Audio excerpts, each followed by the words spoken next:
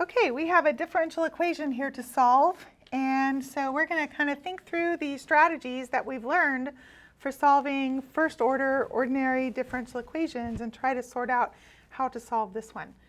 All right, so the first thing we learned was separable differential equations. We have to be able to rewrite the differential equation in this form, and then we can separate the variables. So that's not going to work here. I'm not going to be able to rewrite this as a product of a function of x and a function of y. Linear differential equation, so linear in y, we would need to be able to rewrite the differential equation like this. You might notice quickly that this is nonlinear because of the y squared or the y times dy dx term. Or we did look at one example where we treated the differential equation as linear in x instead of linear in y. And so we wrote it in this form. That's also not going to work here. This is not linear in x either because of the x squared.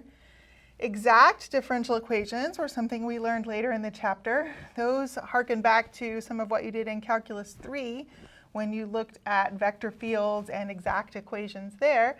So the differential equation would have to be written in this form, m of xy plus n of xy times dy dx equals 0, or the second form is how you would have seen it in Calculus 3.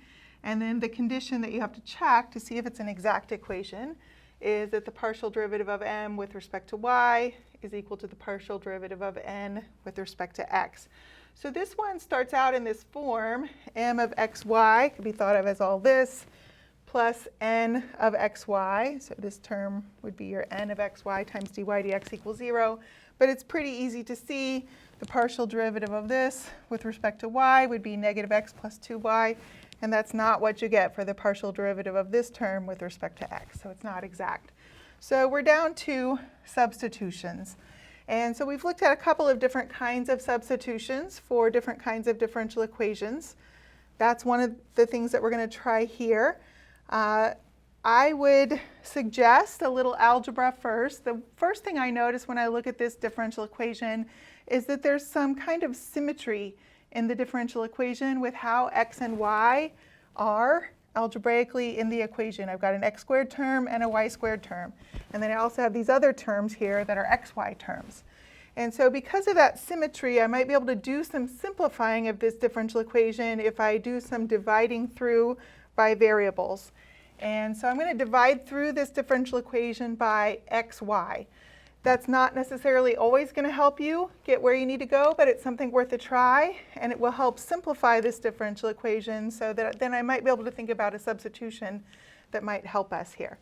So when you divide through by variables, you need to be careful that you're not losing solutions. So in this case, in particular, dividing through by y, the solution to this differential equation would be y as a function of x. I need to think about whether I would be losing a solution. The constant solution, y, is always 0. And I want to think about whether I would be losing that solution. Not that I necessarily have to keep track of that in my work, but it could be that I have a singular solution here. It's pretty easy to check that the constant function y equals 0 is not a solution to this differential equation. It would make this term 0, this term 0, and this term 0, but then I'd be left with x squared equals 0, which is not a true statement for all values of x. So this is not a singular solution. It's not even a solution. But that's something that you always need to check when you're dividing through by a variable. Okay, so let's go ahead and simplify what we get after we've divided through by xy here. So I'll have x squared over xy, which will just simplify to x over y. And then my middle term here, xy over xy, will just be 1. And then y over xy, I'll end up with y over x. And then here I'll have xy over xy, so it'll be 1 dy dx equals 0. And at this point, maybe you recognize that this is one of the specific kinds of substitutions that we talked about in class. This is a homogeneous differential equation. So there are some kind of miscellaneous substitutions where just based on the algebraic structure of the problem, a substitution sort of suggests itself that would simplify the differential equation. The homogeneous ones are ones where when you rewrite it, all of the terms in the equation can be written in terms of y over x.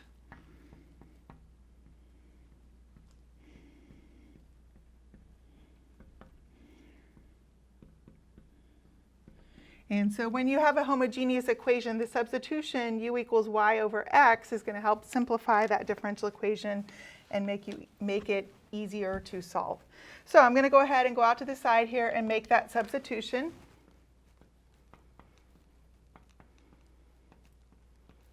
So in place of my y over x, I'll put u, and in place of x over y, I'll have 1 over u. But the other thing I need to keep track of is this dy dx. So in order to do that, I'm going to rewrite this and then differentiate through with respect to x. So I'm going to first multiply through by x. And now I'm going to differentiate that with respect to x on both sides here. All right, so on the left side, remembering that u is a function of y and x, I need to use product rule here. So I'll have du dx times x plus u, and then the derivative of x with respect to x is 1. So u times 1, or just u, equals dy dx. Okay, so at this point, we're ready to go over here and make our substitutions. So since u is going to be y over x, x over y would be 1 over u. And then here, in place of dy dx, I'm going to substitute all of this. Be careful with your minus sign here.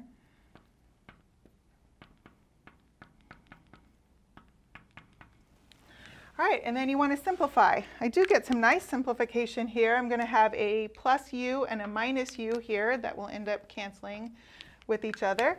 And then I've got an equation that's easier to solve. It actually falls into one of these other categories. So let's see if we can recognize what's going to happen here and solve that.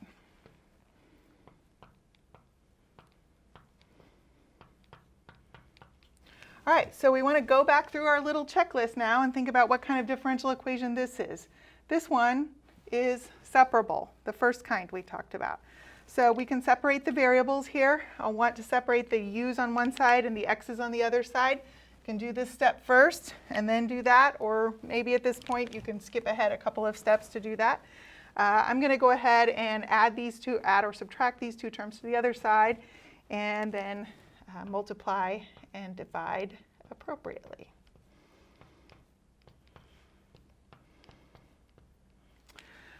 So I will divide through by x, or negative x. So I'm going to multiply through by negative 1 over x to move the x terms over here. And then I also want to multiply through by the reciprocal of this. So in order to do that, I might think about rewriting this with a common denominator. This would be u minus 1 over u.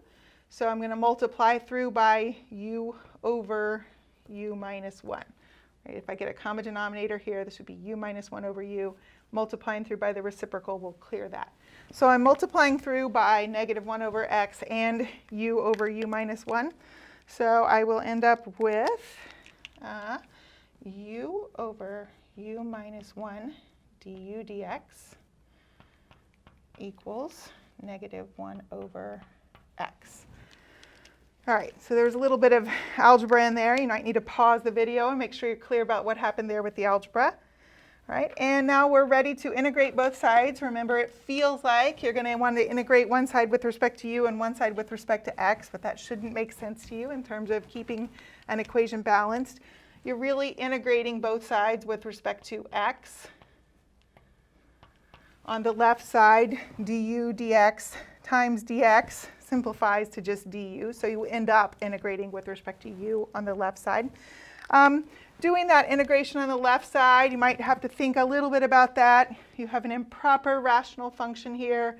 The degree of the numerator is greater than or equal to the degree of the denominator. So you need to do some algebra to simplify that.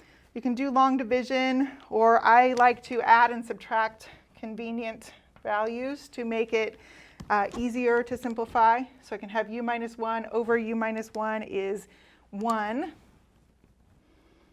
And then plus 1 over u minus 1. And so I'm going to integrate all of that with respect to u, and the integral of negative 1 over x with respect to x. Okay, so we'll go over here and do that integration. So I'll have u plus. Here, there's a little substitution here, w equals u minus 1, du equals dw, but you can do that one probably in your head here. So natural log of the absolute value of u minus 1. And then negative ln of the absolute value of x, and don't forget plus c. All right, we're almost done. At this point, all we got to do is substitute back in place of u.